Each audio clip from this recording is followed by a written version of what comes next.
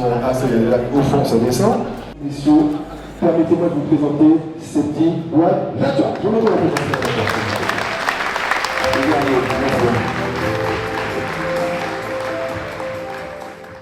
Qui a compris qu'un déchet, c'est juste un trésor qui s'ignore. Aujourd'hui, cher Septis, avec cette première édition d'Open Lab Connect, eh bien, il fait quelque chose d'encore plus fou.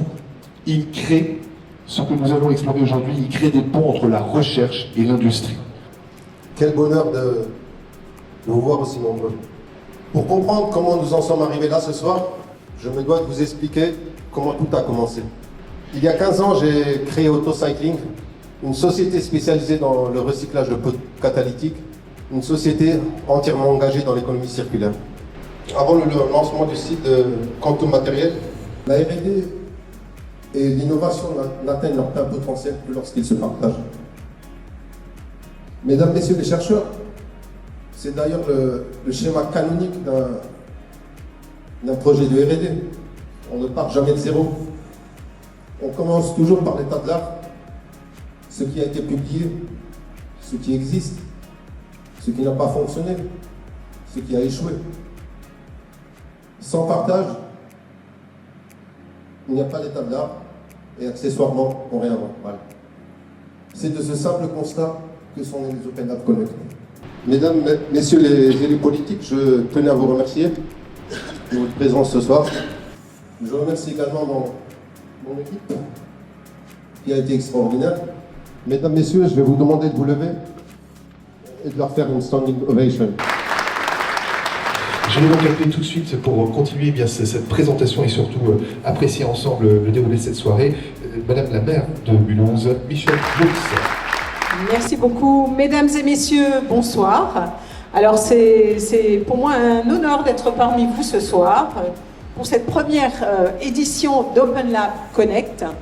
Et quand je vois le nombre de personnes dans la salle ce soir, je me dis que c'est un rendez-vous important et je suis persuadée que ça va marquer une étape importante pour notre ville, cher monsieur. Et pour cela, je tenais vraiment, monsieur, à vous remercier très sincèrement, parce qu'il est important pour une ville comme Mulhouse d'avoir des gens qui ont des idées, qui ont des envies, qui ont envie de faire progresser les choses. Alors c'est vrai que nous avons un panel de chefs d'entreprise, de personnes qui font avancer cette ville. Et voilà, vous en faites partie. Merci beaucoup. Mais je le dis très souvent. Pourquoi? Parce que Septi est en train de nous le prouver ce soir. Tout a commencé ici il y a 2 siècles, avec le premier train, quand même 0, kilomètre 0. Et puis tout continue à commencer ici. Donc c'est très bien. Et puis on a de plus en plus de gens qui nous rejoignent et on a des résultats parce qu'on travaille ensemble en faveur de la renaissance industrielle. Alors souvenez-vous de ce terme, renaissance industrielle. Il va être souvent prononcé au niveau de la région. Alors vous savez que c'est peut-être un peu facile, mais c'est pas du tout le cas. Je crois en effet que, comme il l'a dit, que plus il y a d'offres de collaboration et moins il y a de concurrence, parce que plus l'écosystème est dynamique, globalement, on a tout résumé au travers de cette phrase. C'est ça qui est le plus important. Et je crois que j'ai tenu mon engagement de ne pas être trop long. Merci beaucoup. Bonjour à toutes et à tous. Un petit mot d'abord pour vous remercier d'être là. Remercier également le concepteur, organisateur et toute son équipe d'être là, car ça a été dit, il ne peut pas y avoir de développement territorial, il ne peut pas y avoir de développement entrepreneurial s'il n'y a pas un écosystème. Et avec Septi, on a quelqu'un qui a une vision, on a quelqu'un qui entreprend, qui innove et qui rassemble. Je pense que c'est très très important et vous le savez tous, et Mulhouse est né de ça aussi, d'écosystème industriel. Et donc on a besoin d'entrepreneurs et de rassembleurs comme lui. Donc, il n'y a pas de cicatrices, c'est pas un bon entrepreneur. Donc il faut des échecs, il faut se remettre en cause et entreprendre, c'est exaltant. Donc je suis ravi d'être devant vous ce soir. J'aurais 3 points principalement à évoquer. Le premier, c'est que dans le grand pays que vous évoquiez, on ne cesse de clamer qu'on a besoin de recherche et d'innovation. Et l'un vers l'autre ne va pas de soi. Puisque sur les différents territoires où j'ai eu l'occasion de servir, on s'aperçoit qu'on a souvent une très bonne recherche. On a une recherche et développement qui est bien soutenue. On a de très bons chercheurs qui sont très prisés à l'étranger. Et très souvent, malheureusement, la transition ne se fait pas toujours de la recherche pratique, théorique, excellente, c'est le bien de l'humanité. Il y a peut-être une phrase qui permet de de l'illustrer, c'est qu'il faut parfois dans la vie se laisser surprendre positivement, se laisser surprendre en faisant des rencontres. Et donc, faisons en sorte que les chercheurs, qui ici ont des domaines d'excellence, notamment dans le domaine des matériaux, que vous connaissez bien, c'est votre propre parcours, puissent rencontrer les entreprises du territoire pour faire ce développement économique qui soit réellement endogène.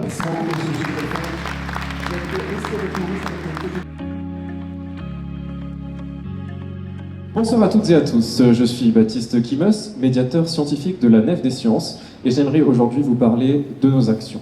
La Nef des Sciences est une association de culture scientifique basée sur le campus Hilbert de l'Université de Haute-Alsace, avec laquelle nous entretenons un partenariat de longue date. Nous sommes honorés d'être avec vous ce soir pour cette première édition de l'Open Lab Connect. Bonsoir, je suis Didier Grégaud, président et fondateur de la société H2D. Eh bien, normalement, je pense qu'on serait tous là à se dire, bon, on va s'arrêter de courir, on va changer de chemin, on va trouver autre chose. Là, si on regarde le précipice climatique qui nous fait face, l'être humain a quand même cette capacité assez incroyable, malgré ses avertissements, de continuer à courir. Bon ben voilà, je me présente, je m'appelle Karim Matmo, je suis un enfant de Strasbourg, né à Strasbourg, un Alsacien. Donc j'ai eu une carrière de footballeur professionnel. Je crois qu'il y a quelques images qui se diffusent derrière moi. J'ai voulu développer une application dans le digital pour répondre à ces besoins-là. De là, après, pendant 3 ans de travail, on a enfin développé cette première application qui était le premier réseau social 100% foot, 100% sport, qui met en relation les joueurs agents club. Monsieur Gilles Bailly.